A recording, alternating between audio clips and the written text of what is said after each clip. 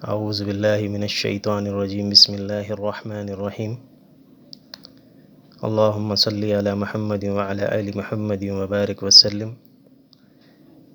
السلام علیکم ورحمۃ اللہ وبرکاتہ۔ آپ یہ جو کتاب دیکھ رہے ہیں نہج البلاغہ، یہ حجت الاسلام علامہ مفتی جعفر حسین صاحب قبلہ کی ترجمہ کی ہوئی ہیں۔ اس کتاب میں حضرت علی رضی اللہ تعالیٰ عنہ کے خطبات جمع کیے ہیں۔ میں آپ کو جو ہے نا حضرت عمر رضی اللہ تعالیٰ عنہ کے لیے دعا اور ان کی تعریف میں جو حضرت علی نے جو خطبہ دیا تھا جو اس میں جمع ہے وہ بتانا چاہ رہا ہوں۔ اس کا خطبہ نمبر ہے 225، جو آپ دیکھیے، میں آپ کو پڑھ کر سناتا ہوں۔ یہ ہے خطبہ نمبر 225 یہ دیکھیے آپ۔ فلاں، اب یہ فلاں کون تھا میں آپ کو سمجھاؤں گا آخری میں۔ فلاں شخص کی کارکردگیوں کی جزا اللہ دے، انہوں نے ٹیڑھے پن کو سیدھا کیا، مرض کا چارہ کیا، فتنہ و فساد کو پیچھے چھوڑ گئے، سنت کو قائم کیا، صاف ستھرے دامن اور کم عیبوں کے ساتھ دنیا سے رخصت ہوئے، دنیا کی بھلائیوں کو پا لیا اور ان کی شرانگیزیوں سے آگے بڑھ گئے، اللہ کی اطاعت بھی کی اور اس کا پورا خوف بھی کھایا، خود چلے گئے اور لوگوں کو ایسے متفرق راستوں پر چھوڑ گئے جن میں گم کردہ راہ راستہ نہیں پا سکتا اور ہدایت یافتہ یقین تک نہیں پہنچ سکتا۔ تو یہ جو فلاں جو یہاں پہ لکھا ہوا ہے، فلاں سے مراد حضرت عمر رضی اللہ تعالیٰ عنہ ہے۔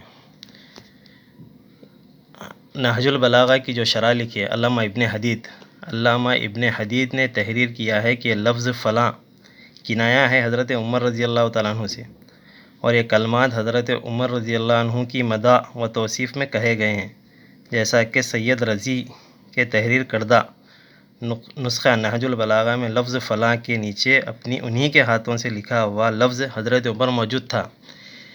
یعنی نہج البلاغہ کی جو شرح، مطلب نہج البلاغہ کے خطبے کو جو لکھے تھے، جمع کیے تھے سید رضی، تو ان کے جو پرانا جو نسخہ تھا اس میں انہی کے ہاتھوں سے بریکٹ میں حضرت عمر لکھا ہوا تھا، بلکہ حضرت علامہ ابن حدید بول رہے ہیں۔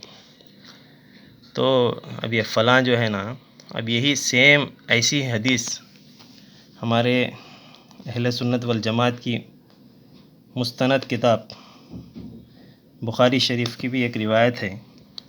صحیح بخاری میں 3685 یعنی 3685 نمبر حدیث ہے بخاری شریف کی، کہ جب حضرت عمر رضی اللہ عنہ کو شہادت کے بعد ان کی چارپائی پر رکھا گیا تو تمام لوگوں نے نعش مبارک کو گھیر لیا اور ان کے لیے اللہ سے دعا اور مغفرت طلب کرنے لگے۔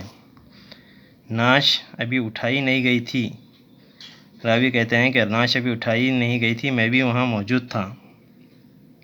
اس حالت میں اچانک ایک صاحب نے میرا شانہ پکڑ لیا، میں نے دیکھا کہ وہ حضرت علی رضی اللہ تعالیٰ عنہ تھے۔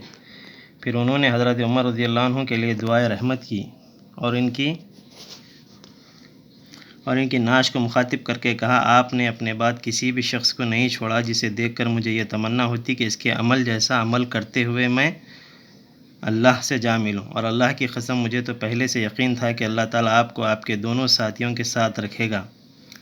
میرا یہ یقین اس وجہ سے تھا کہ میں نے اکثر رسول اللہ صلی اللہ علیہ وسلم کی زبان مبارک سے یہ الفاظ سنے تھے کہ میں ابو بکر اور عمر گئے، میں ابو بکر اور عمر داخل ہوئے، میں ابو بکر اور عمر باہر آئے۔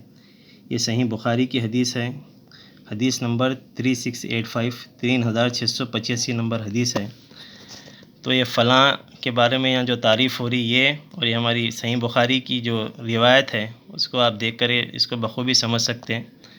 اور سید رضی کے پرانے نسخے میں یہ موجود تھا، مگر اس پرانے نسخے کے بعد پھر جب اس کے ترجمے ہوتے گئے کتاب سے کتاب، جب لوگ نقل کرتے گئے تو پھر اس لفظ کو یہاں سے ہٹا دیا گیا۔ اب یہ فلاں کون تھے آپ بھی تحقیق کر سکتے ہیں،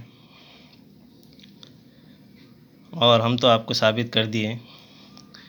تو حضرت علی رضی اللہ تعالیٰ عنہ جو ہے نا، حضرت عمر رضی اللہ تعالیٰ عنہ کے لیے اچھا جذبہ رکھتے تھے، دل میں ان کے لیے دعائیں کی، اسی لیے ان کے ہاتھ پر بیعت بھی کی۔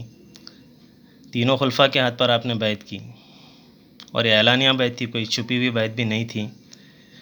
اور اللہ تعالیٰ ہم سب کو جو ہے نا صحیح عمل کی توفیق عطا فرمائے اور حق جاننے والا بنائے۔ اللہم صلی علی محمد وعلی آل محمد وبارک وسلم۔